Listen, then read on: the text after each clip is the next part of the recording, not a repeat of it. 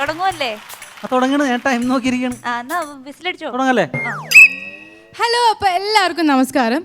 നമ്മൾക്ക് എല്ലാവരും ജീവിതത്തിൽ ആഗ്രഹമൊക്കെ ഉള്ളവരാ. അപ്പോൾ ആഗ്രഹം എന്ന് പറയുമ്പം ആ ആഗ്രഹത്തിനനുസരിച്ച് ഉന്നതിയിൽ എത്തണമെന്നൊന്നുമില്ല. അങ്ങനെ എത്താൻ പറ്റാതെ പോയൊരു ഹതഭാഗ്യം ചേട്ടൻ നമ്മുടെ നാട്ടിലുണ്ട്. പുള്ളിക്കാരൻ്റെ പേര് പറയുന്നില്ല, കാരണം പേര് ഇച്ചിരി കോംപ്ലിക്കേറ്റഡ് ആണ്. സ്കൂളിൽ ചേർക്കാൻ പോകുമ്പം അച്ഛനും അമ്മയും ഇടാൻ വെച്ചിരുന്ന പേരെന്ന് പറയുന്നത് വാസുക്കുട്ടൻ മകൻ പ്രത്യുപ്നൻ എന്നായിരുന്നു, അതായത് VK പ്രത്യുപ്നൻ. പക്ഷേ ഈ സ്കൂളിൽ ചേർക്കുന്ന ദിവസം ഈ പുള്ളിക്കാരൻ, അതായത് അച്ഛന് പണി ഉണ്ടായതുകൊണ്ട് മോൻ്റെ കൂടെ പോകാൻ പറ്റിയില്ല. അതുകൊണ്ട് ഒരു മ്യാമനെയാണ് ഏൽപ്പിച്ചു വിട്ടത്. അപ്പോൾ ഈ മ്യാമന് പണിയൊന്നുമില്ല, രണ്ടെണ്ണമൊക്കെ വിട്ടിട്ട് സ്കൂളിൽ ചെന്നപ്പോഴത്തേക്കും ഈ VK പ്രത്യുപ്നൻ സാധനം പുള്ളി അങ്ങ് മറന്നുപോയി. അപ്പം അവിടെ ചെന്നിട്ട് പറഞ്ഞത് എന്തോ VK ചേർത്ത് എന്തോ ഒരു സംഭവമായിരുന്നു സാറേ, ഞാനങ്ങ് മറന്നു എന്ന് പറഞ്ഞു. അപ്പോൾ ഹെഡ് മാസ്റ്റർ പറഞ്ഞു, അപ്പം സാധാരണ സർക്കാർ സ്കൂളിലൊക്കെ കാണാറുണ്ടല്ലോ നമ്മളിപ്പോൾ അവരായിരിക്കും ഇനിഷ്യൽ അല്ലെങ്കിൽ എന്തെങ്കിലുമൊക്കെ തീരുമാനിക്കുന്നത്, പിന്നെ അത് ഒഫീഷ്യൽ നെയിമായിട്ട് മാറും. അപ്പം ഇവിടെയും ഹെഡ് മാസ്റ്റർ പറഞ്ഞു, കൊച്ചിൻ്റെ മുഖം കണ്ടിട്ട് നല്ല ഓമനത്വമൊക്കെ ഉണ്ട്, നമുക്ക് VK കുട്ടാപ്പി എന്നാക്കാന്ന് പറഞ്ഞു. അങ്ങനെ ഈ VK കുട്ടാപ്പിയുടെ ഭാരവും എന്തി ഈ പുള്ളി നടക്കുകയാണ്. അപ്പോൾ കുറച്ചൊക്കെ ആയപ്പോഴത്തേക്കും പുള്ളിക്കൊന്ന് ഫേമസ് ആവാൻ ഇഷ്ടമുള്ള പുള്ളിയാണ്. അപ്പം ഈ കുട്ടാപ്പി എന്നുള്ള പേര് പുള്ളിക്ക് ഒരു ബാധ്യതയായിട്ട് മാറി.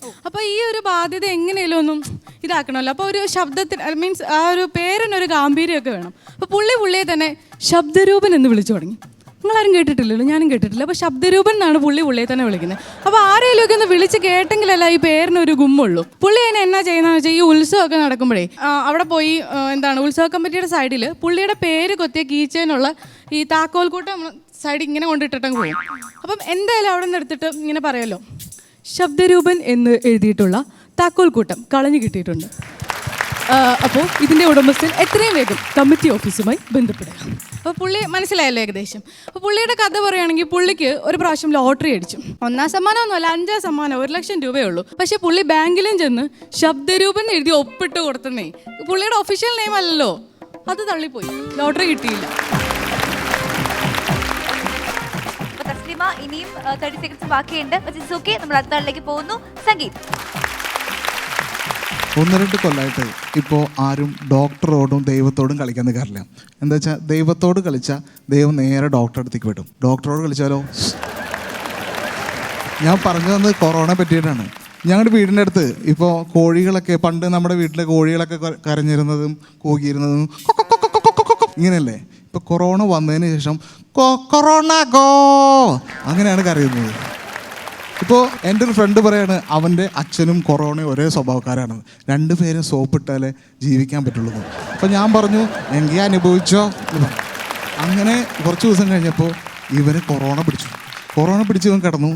ഞാൻ പോയില്ല, കൊറോണ പിടിച്ച ആരും പോയില്ലല്ലോ. പക്ഷേ ഇവൻ എന്നോട് പിണങ്ങിയത് എന്തിനാ വെച്ചാൽ ഇവൻ കിടന്നപ്പോൾ ഞാൻ അവനെ കാണാൻ പോയില്ല എന്ന്, കൊറോണ പിടിച്ചിട്ട്. നീ TV-യിലൊക്കെ വന്നതിന് ശേഷം നമ്മളൊന്നും മൈൻഡില്ല എന്ന് പറഞ്ഞിട്ട് ഇപ്പോൾ അവൻ ഒരു ഷോർട്ട് ഫിലിം എടുക്കാൻ പോയിരിക്കുകയാണ്. അവൻ എങ്ങനെയാണ് ഷോർട്ട് ഫിലിം എടുക്കാൻ പോകണമെന്ന് എനിക്കറിയില്ല. കാരണം ഈ അടുത്താണ് സൂര്യയാണ് കാർത്തിയുടെ അനിയൻ ചേട്ടൻ അവൻ അറിഞ്ഞത്. അത് പറഞ്ഞപ്പോഴാണ് കാര്യം ഓർമ്മ വന്നത്. ഇവൻ പണ്ട് ബാഹുബലി പടം കാണാൻ പോയപ്പോഴേ അതിൽ ബാഹുബലിയിൽ രമ്യാകൃഷ്ണൻ ആ കുട്ടീനെ ഇങ്ങനെ പിടിച്ചിട്ട് മഹേന്ദ്ര ബാഹുബലി എന്ന് പറഞ്ഞ് പൊക്കുന്നുണ്ട്. അപ്പോൾ അതിൻ്റെ പിന്നിൽ കുറച്ചിങ്ങനെ തീ ഇങ്ങനെ കത്തുന്നുണ്ടല്ലോ ആളിയിട്ട്. അപ്പോൾ ഇത് കണ്ടിട്ട് എന്നോട് പറയാണ്, എത്ര ലിറ്റർ മണ്ണെണ്ണ വേണ്ടി വരും അല്ലേ ഇതൊക്കെ ഇങ്ങനെ കത്താൻ. അപ്പോൾ അവൻ്റെ ഫോക്കസ് ഒരു ഡയറക്ടർ തന്നെയാണ്. ഇതേപോലെ ഒരു ബ്രഹ്മാണ്ടമാണ് ഇവൻ്റെ അച്ഛൻ്റെ കട. ഇവൻ്റെ അച്ഛൻ്റെ കട എന്ന് പറഞ്ഞു കഴിഞ്ഞാൽ ജെയിംസ് ബോണ്ടിൻ്റെ വാച്ച് പോലെയാണ്. ജെയിംസ് ബോണ്ടിൻ്റെ വാച്ച് കൊണ്ട് നമുക്ക് എന്തൊക്കെ ചെയ്യാം, എല്ലാം ചെയ്യാം, ചോറും കറി വെച്ച് ബാക്കിയൊക്കെ ഉണ്ടാക്കാം. അതാണ് ജെയിംസ് ബോണ്ടിൻ്റെ വാച്ച്. അതേപോലെ തന്നെയാണ് ഇവൻ്റെ അച്ഛൻ്റെ കട. ചെറിയ കടയാണെങ്കിലും എല്ലാ സാധനങ്ങളും ഉണ്ട്. അതായത് ഇപ്പോൾ കൊറോണ കാലത്ത് മരുന്നുകളും അവിടെ വിൽക്കുന്നുണ്ട്. അപ്പോൾ ഞാനൊരു ദിവസം ചെന്നപ്പോൾ എന്നോട് പറഞ്ഞു, നീ വന്നേ, ഈ കൊറോണ കാലത്ത് ഇങ്ങനെ നീ ഇറങ്ങി നടക്കരുത്. അപ്പോൾ ഞാൻ പറഞ്ഞു സാധനങ്ങൾ മേടിക്കാൻ വന്നാൽ എന്താ വെച്ചാൽ അവിടെ വേറെ കടകളൊന്നും തുറന്നിട്ടില്ല, ഈ ഒരൊറ്റ കട മാത്രമേ തുറന്നിട്ടുള്ളൂ. അപ്പോൾ ഞാൻ ചോദിച്ചു ഒരു പപ്പടം വേണമെന്ന് പറഞ്ഞു. നീ അതൊക്കെ നിൽക്ക്, നീ 2-3 ദിവസം മുമ്പ് ഇവിടെ വന്നിരുന്നു ചോദിച്ചു. ഞാൻ പറഞ്ഞു 2 ദിവസം വന്നിരുന്നല്ലോ, ഇവിടുന്ന് ചെറുപഴമോ അങ്ങനെ എന്തെങ്കിലും മേടിച്ചിട്ട് പോയോ? ഞാൻ പറഞ്ഞു എന്താ മേടിച്ചതെന്ന് എനിക്ക് ഓർമ്മയില്ല, പക്ഷേ മേടിച്ചിട്ടുണ്ട് എന്തൊക്കെയോ. പഴം മേടിച്ചവർക്ക് എല്ലാവർക്കും കിട്ടിയിട്ടുണ്ട്. ഇപ്പോൾ പുതിയതായി എടുത്തു കൊടുക്കാൻ വന്നില്ലേ, അവൻ കൊടുത്താണ്. ഇത് കിട്ടിയ ആരും പറയില്ലല്ലോ, അതല്ലേ പ്രശ്നം. ഞാൻ ചോദിച്ചു ചെറുപഴമാണോ അതോ എന്താണ് സംഭവം, കൊറോണയാണോ? അപ്പോൾ പുള്ളി പറഞ്ഞു കൊറോണ ഒന്നുമല്ല, പൂവമ്പഴം. ഇവൻ ചെറുപഴാന്ന് വിചാരിച്ചിട്ടേ പൂവമ്പഴം ആർക്കൊക്കെ എടുത്തു കൊടുത്തു.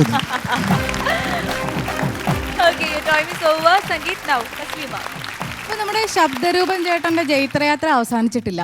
ചേട്ടൻ ഇപ്പോൾ ഒന്ന് ഫേമസ് ആവാൻ വേണ്ടിയിട്ട് ഇപ്പോൾ പൊരിഞ്ഞ എഴുത്താണ്, എഴുത്തോടെ എഴുത്ത്, ചന്നം പിന്നെ എഴുത്ത്. അപ്പോൾ എഴുതിയിട്ട് എല്ലാ മാസികകളിലേക്കും എല്ലാ പ്രസിദ്ധീകരണ സംഭവങ്ങളിലേക്കും ഒക്കെ അയച്ചു കൊടുക്കും. ഇവരെല്ലാം ഒരേ സ്വരത്തിൽ ഒരമ്മ പെറ്റ മക്കളെ പോലെ നിലവാരമില്ല എന്ന് പറഞ്ഞിട്ട് ഇത് തിരിച്ചയക്കും. ഈ നിലവാരമില്ല എന്ന് അയച്ചു വിട്ട സാധനം എല്ലാം കൂടി ഇങ്ങനെ വന്ന് കുന്നുകൂടി കിടക്കും. അപ്പോൾ ഈ പുള്ളിക്ക് എന്നാ ചെയ്യണമെന്ന് അറിയത്തില്ല. അപ്പോൾ എന്നാ ചെയ്യുന്നത് വെച്ചാൽ നമ്മുടെ ബഷീറിൻ്റെ അല്ലെങ്കിൽ മാധവിക്കുട്ടിയുടെ അതുപോലെ ഓടക്കുഴൽ അവാർഡ് കിട്ടിയ വയലാർ അവാർഡ് കിട്ടിയ സാധനമൊക്കെ പുള്ളി എടുത്തിട്ട് പുള്ളിയുടെ പേരിലങ്ങായിട്ട് അയച്ചു കൊടുത്തു. പുള്ളിയുടെ അഡ്രസ്സ് കണ്ടാൽ അവർക്ക് മനസ്സിലായി, അവരിത് തുറന്നു പോലും നോക്കിയില്ല, നിലവാരം ഇല്ലെന്നും പറഞ്ഞ് തിരിച്ചയച്ചു. അപ്പോൾ ഈ നിലവാരത്തിൻ്റെ ഇത് വന്നപ്പോഴത്തേക്കും പുള്ളി പറഞ്ഞു അത് ശരി, അപ്പോൾ അവരുടെ പോലും നിലവാരമില്ല, പിന്നെ എന്തിനാ പോലെ എനിക്ക് നിലവാരമൊക്കെ എന്നൊക്കെ ചോദിച്ചു. പിന്നെ നമുക്ക് പുള്ളി അങ്ങ് ഭയങ്കര ഡിപ്രസ്ഡ് ആയി കേട്ടോ. പുള്ളി ഡിപ്രസ്ഡ് ആയി, പുള്ളി ഫുള്ളും വെള്ളം. അങ്ങനെ ഒരു സമയത്ത് പുള്ളി ഒരു സന്ധ്യയ്ക്ക് നമ്മുടെ കൊച്ചുവേളി റെയിൽവേ സ്റ്റേഷൻ ഉണ്ടല്ലോ, അപ്പോൾ ഒരുപാട് ട്രാക്കൊക്കെ ഉള്ള റെയിൽവേ സ്റ്റേഷനാണ്. അപ്പോൾ അതിലേക്കൂടി ഇങ്ങനെ കൂട്ടുകാരനൊത്ത് നടന്നു പോകുമ്പോഴത്തേക്കും അങ്ങനൊരു ട്രെയിൻ വരുന്നുണ്ട്. അപ്പോൾ ഈ നല്ലവനായ കൂട്ടുകാരൻ ഓടിപ്പോയി. ഈ പുള്ളി അവിടെ നിന്ന് കൊടുത്തു. ട്രെയിൻ വന്ന് പടാന്ന് ഇടിച്ച് അങ്ങ് തെറിപ്പിച്ചു. പക്ഷേ പുള്ളിക്കൊന്നും പറ്റിയില്ല കേട്ടോ. പുള്ളി ഹോസ്പിറ്റലിൽ കിടന്നപ്പോൾ എല്ലാവരും ചെന്ന് ചോദിച്ചു എന്താ ഇയാൾക്ക് ഓടി മാറിക്കൂടായിരുന്നോ, കൂട്ടുകാരൻ ഓടി മാറിയില്ലേ? അപ്പോൾ ഈ പുള്ളി പറയാ അത് ഞാൻ കരുതി എൻ്റെ പൊന്നടാവേ ഇത് ഇങ്ങനെ വന്നപ്പോൾ ഒത്തിരി ട്രാക്ക് അവിടെ കിടപ്പുണ്ടായിരുന്നില്ല, ഇത് വളച്ചു മാറ്റി അപ്പുറത്തൂടെ പോകുമെന്ന് ഞാൻ ഓർത്തുന്നു. അപ്പോൾ ഈ പുള്ളി ഇതുകൊണ്ടൊന്നും നിർത്താൻ ഇതില്ല. ഈ പുള്ളി അടുത്ത് ഒരു ഷോർട്ട് ഫിലിം എടുക്കാൻ തീരുമാനിച്ചു. ഈ പുള്ളിക്ക് എങ്ങനെയും ഒന്ന് വൈറലായേ പറ്റത്തുള്ളൂ. അപ്പോൾ ഷോർട്ട് ഫിലിം എടുക്കാനായിട്ട് പുള്ളി തീരുമാനിച്ചപ്പോഴത്തേക്കും കുറച്ച് മഞ്ഞുള്ള സ്ഥലം, ഒരു ബോളിവുഡ് സീനൊക്കെയാണ്. അപ്പോൾ മഞ്ഞുള്ള സ്ഥലം നമ്മുടെ അടുത്ത് ഊട്ടിയേ ഉള്ളൂ. പുള്ളി അവിടെ വരെ പോയില്ല. എന്തായാലും അമ്മ തീ ഇടുമ്പം പുകയുണ്ടല്ലോ, അതുപോലെ എന്തെങ്കിലും ഒരു പുക സെറ്റ് ചെയ്യാൻ പുള്ളി തീരുമാനിച്ചു. സെറ്റ് ചെയ്യാനായിട്ട് പുള്ളി പുള്ളിയുടെ വീടിൻ്റെ വടക്കേലെ തോമച്ചായൻ്റെ ഈ റബ്ബറും തോട്ടത്തിൽ പോയി തീ കത്തിച്ചിട്ട് പുള്ളി ഷൂട്ട് തുടങ്ങി. പക്ഷേ ആ 2 ഏക്കർ റബ്ബറും തോട്ടം നിന്ന് കത്തിയിട്ട് 4 ചാനലാണ് പുള്ളിയുടെ ഈ വാർത്ത ഒരേ സമയം റിപ്പോർട്ട് ചെയ്തത്. ഞാൻ ഷെഫായിട്ടാണ് വർക്ക് ചെയ്യുന്നത്, എല്ലാവർക്കും അറിയാലോ. അറിയാത്തവരുണ്ടെങ്കിൽ എൻ്റെ കഴിഞ്ഞ എപ്പിസോഡ് കണ്ടാൽ മതി, അതിൽ ഞാൻ പറയുന്നുണ്ട് ഞാൻ ഷെഫാണെന്ന്.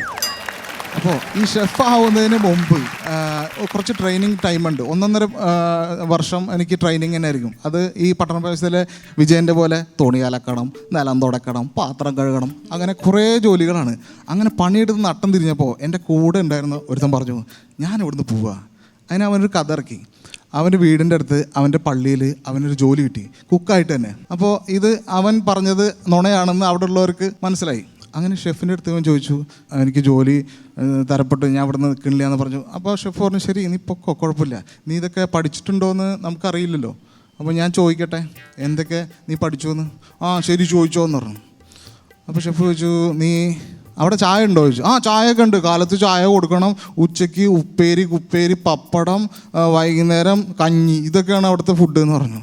ആ ശരി. അപ്പോൾ ഷെഫ് ചോദിച്ചു ശരി 1 ലിറ്റർ പാലിൽ നീ എത്ര ചായ കൊടുക്കും? അപ്പോൾ 1 ലിറ്റർ പാലിലല്ലേ, 1 ലിറ്റർ പാലിൽ 1 2 അല്ല കുഴപ്പമില്ല അവിടെ കട്ടൻ കാപ്പിയാണ്, കുഴപ്പമില്ല പാല് വേണ്ടാന്ന്.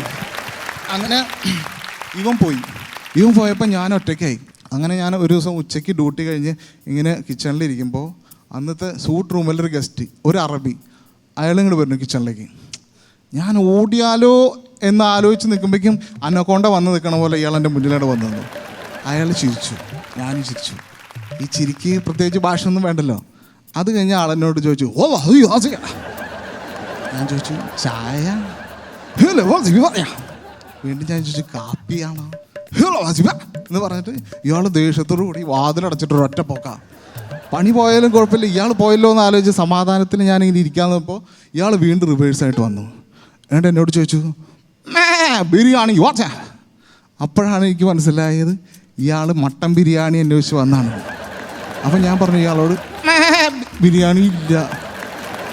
അപ്പോൾ ഞാൻ ചോദിച്ചു ബിരിയാണി ഉണ്ട്, അത് വേണോ ചോദിച്ചു. അപ്പോൾ പുള്ളി ബിരിയാണി, അപ്പോൾ പുള്ളി ആക്ഷനോടുകൂടി 1 എന്ന് പറഞ്ഞു. പിന്നെ ഞാൻ പറഞ്ഞു ബിരിയാണി അതും ഉണ്ടെന്ന്. അപ്പോൾ പുള്ളി പറഞ്ഞു ബിരിയാണി 2, ബിരിയാണി 1.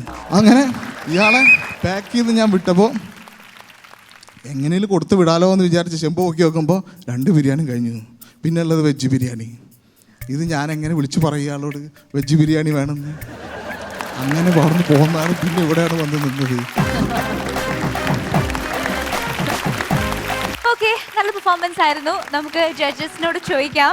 രമേശ് ചേട്ടാ, 2 പേരും അത്യാവശ്യം തമാശകൾ പറഞ്ഞിട്ടുണ്ടായിരുന്നു. പറഞ്ഞതിനകത്ത് ഇപ്പം നിങ്ങളുടെ ഈ കൊക്കക്കോ ബിരിയാണി എന്നൊക്കെ പറയുന്നത് നമുക്ക് അറിയാത്ത സാധനങ്ങൾ, അറിയാത്ത ഭാഷ വന്നാൽ ഇങ്ങനെ നമ്മൾ കമ്മ്യൂണിക്കേറ്റ് ചെയ്യാറുണ്ട്. ഞാനത് തെളിയിച്ചിട്ടുണ്ട്. ഞാൻ ഈ ഹോട്ടൽ റിസപ്ഷനിലൊക്കെ വിദേശത്തൊക്കെ പോയാൽ ഇല്ലാത്ത ഭാഷ പറയും. നമ്മുടെ റൂം നമ്പർ ഇപ്പോൾ 305 ആണെങ്കിൽ അത് അവൻ താക്കോലെടുത്ത് തരും. നമ്മൾ വെറുതെ റിസപ്ഷനിൽ ചെന്നിട്ട് ഡിംപിളോഷ ബിക്രീഷ 305 അവന് വേറെ ഒന്നുമില്ല, അവനറിയാം അവിടെ താക്കോലി ഒതുക്കുകയുള്ളൂ, വേറെ ഒന്നും പറയൂല എന്നുള്ളത്. മെഴുകു തീപ്പെട്ടി കൊണ്ടുപോയിട്ട് വീടിനടുത്ത് വെള്ളൂർ പേപ്പർ കമ്പനി ഉണ്ട്, അവിടെ യൂക്കാലിപ്റ്റസിന്റെ ഇലയൊക്കെ വീണ് കിടക്കുന്ന ഒരു കാടുണ്ട്. വെറുതെ ആ തീപ്പെട്ടി വരച്ച് കത്തിച്ചിട്ട് ഒരിലയ്ക്ക് തീ കൊടുത്ത് ഞാൻ. ഒരു 2 മിനിറ്റ് കഴിഞ്ഞപ്പോൾ ഈ തീ പോണ പോക്ക് കണ്ടിട്ട് എനിക്ക് തന്നെ മനസ്സിലായി ഇത് പിടിവിട്ട് പോവാന്ന്. നിങ്ങളുടെ റബ്ബർ തോട്ടം കത്തിയൊക്കെ പത്തോല്ല, ഇതിങ്ങനെ തീ കത്തി അങ്ങ് പോകാൻ തുടങ്ങിയതും കുറച്ച് ദൂരം ഒരു സൂപ്പർ മാർക്കറ്റ് ഉണ്ട്, അവിടെ മാത്രമേ ലാൻഡ് ഫോൺ ഉള്ളൂ. ഞാൻ അവിടെ ഓടിച്ചെന്ന് പറഞ്ഞു, അവിടെ തീ കത്തിക്കൊണ്ടിരിക്കുകയാണെന്ന് പറഞ്ഞു. അവരവിടുന്ന് അപ്പം തന്നെ ഫയർ എഞ്ചിൻ വന്നു, ഫയർഫോഴ്സ് വന്നു, തീയൊക്കെ കെടുത്തി. എല്ലാം കഴിഞ്ഞ് അടുത്ത ഗ്രാമപഞ്ചായത്ത് മേളയ്ക്ക് എനിക്ക് ആ തീ കണ്ട് കാണിച്ചു കൊടുത്തതിന് ധീരതയ്ക്കുള്ള പുരസ്കാരം. പഞ്ചായത്ത് മെമ്പറൊക്കെ ഈ ബാലന്റെ ധൈര്യം, ആ തീ കണ്ട ബാലൻ ഓടി വന്ന് പറഞ്ഞില്ലായിരുന്നെങ്കിൽ എന്തൊക്കെ അനർത്ഥങ്ങൾ സംഭവിച്ചതിനെന്നും പറഞ്ഞ് എനിക്ക് വെറുതെ സ്വീകരണം, ഞാനിട്ട തീക്ക് എനിക്ക് തന്നെ സ്വീകരണം കിട്ടിയിട്ടുണ്ട്. അതാണിപ്പം ഇത് റബ്ബർ തോട്ടത്തിന് തീ വെച്ച കഥ പറയുമ്പോൾ ഓർമ്മ വരുന്നത്. രണ്ടുപേരിലും നല്ല തമാശയുണ്ട്, രണ്ടുപേർക്കും അത് പെർഫോം ചെയ്യാനും അറിയാം നല്ലോണം. രണ്ടുപേരും പെർഫോമൻസും നന്നായിരുന്നു. All the best. Well done, നല്ല പെർഫോമൻസ് ആയിരുന്നു. ഇനി നിങ്ങളിൽ ആരാണ് ഒരു ഫസ്റ്റ് സെക്കൻഡ് പ്ലേസ്, അല്ലെങ്കിൽ രണ്ടുപേരും ഈക്വൽ ആണോ, അതൊക്കെ നമുക്ക് ചോദിക്കാം. അപ്പൊ രമേശ് ചേട്ടാ, റിസൾട്ട്. ഇവർ രണ്ടുപേരിലും നല്ല തമാശകൾ പറഞ്ഞത് ഇദ്ദേഹമാണ്. കൃത്യമായി സമയം കീപ്പ് ചെയ്ത് ലിമിറ്റഡ് ആയിട്ട് കൃത്യമായ വാക്കുകൾ ഉപയോഗിച്ച് പറഞ്ഞത് തസ്ലീമയാണ്. ഇന്ന് വീണ്ടും ഇവർ രണ്ടുപേരും നമ്മുടെ ക്യാഷ് പ്രൈസ് ഷെയർ ചെയ്യുകയാണ്, ഈക്വലായിട്ട് ചെയ്യുക.